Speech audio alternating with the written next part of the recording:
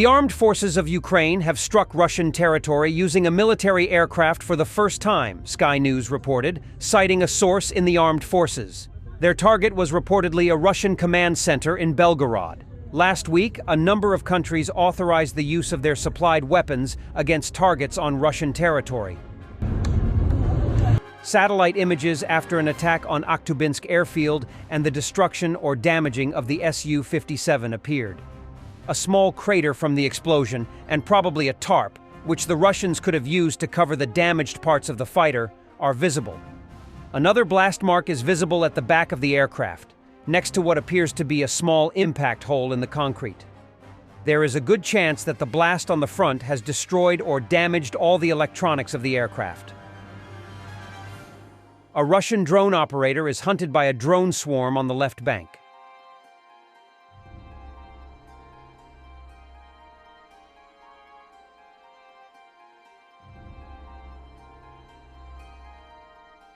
A Russian A-50 ultra-modern reconnaissance aircraft was shot down using Patriot SAMs and SAM Bush tactics, said Colonel Rosanna Clemente, Assistant Chief of Staff of the 10th U.S. Army. The more compelling historic date is May 4th, 2023. And I'm extremely honored and humbled to be on this stage with the likes of Colonel Dedman and KJ, and to have some of the folks in the room from 3-6 ADA. Those were and led by Lieutenant Colonel Seth Barrett, led that charge when we were tasked in January of 2023 to deliver ballistic missile defense capability to the people of Ukraine in the form of a Patriot battery. So that training occurred just down the road here at Fort Sill.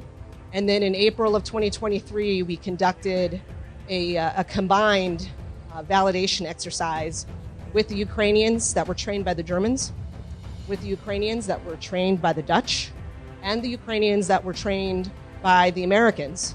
And in Poland, we conducted a validation exercise. That went on for 2 weeks.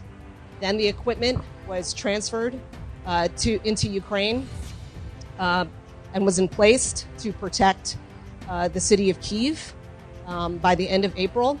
And at approximately 02:30 in the morning, local time in Kyiv, the Ukrainians engaged their first air-launched ballistic missile with a U.S.-donated Patriot battery.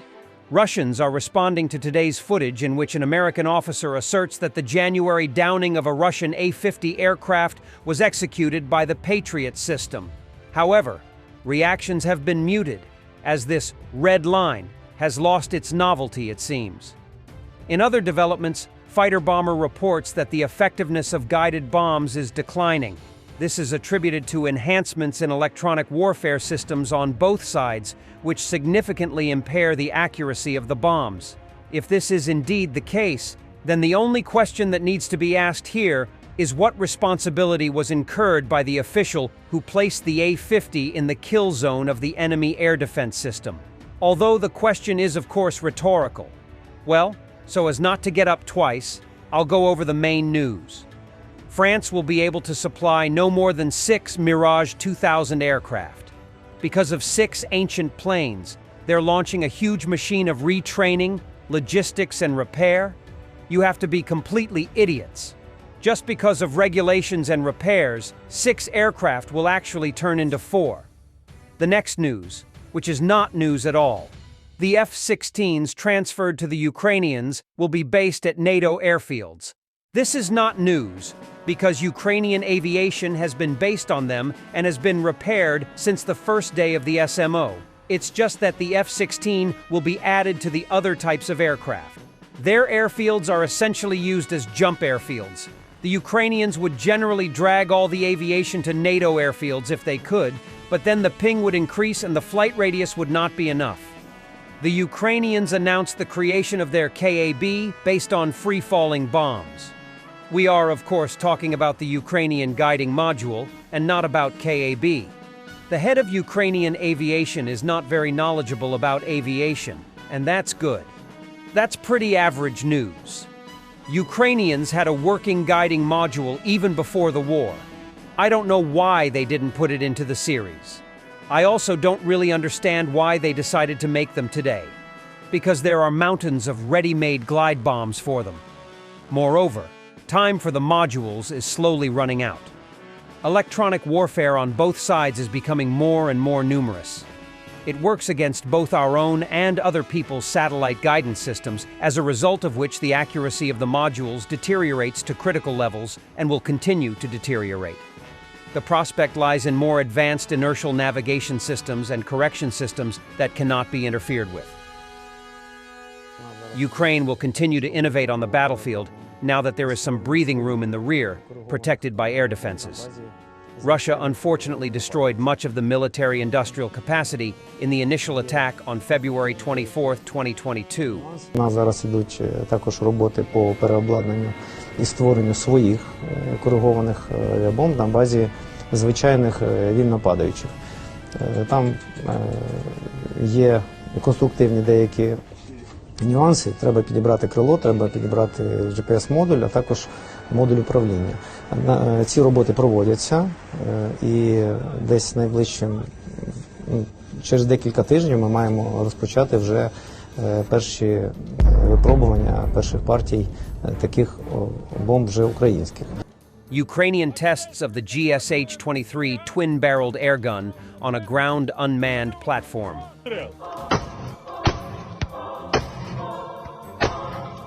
And for the end, military porn.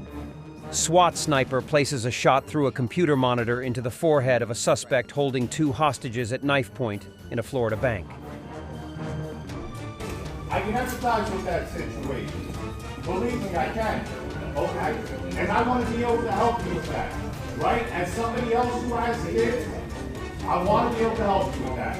100%. You heard me? Come on, Alabachi. Right? Keep talking to me. Keep talking to me. Let me know what's going through your head right now.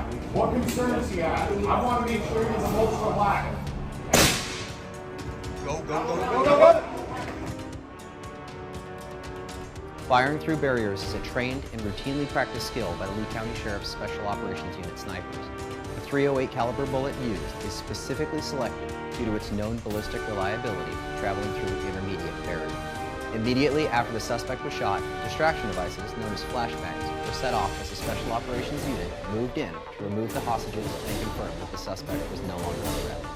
The Italian aircraft carrier, ITS Cavour, and her strike group recently entered the Red Sea en route to a 5-month deployment in the Indo-Pacific region.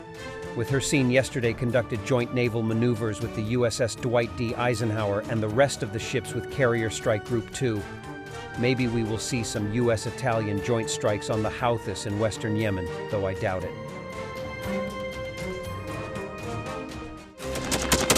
Thanks for watching, and don't forget to subscribe. Also, if you want to support Warthog Defense, please become our member and get early access to new videos, exclusive members-only videos, and become administrator in comment section. The membership link is in the description. Every day. We had a guy last week, it's 6 rescues in 6 days. You know, he's doing the job every day.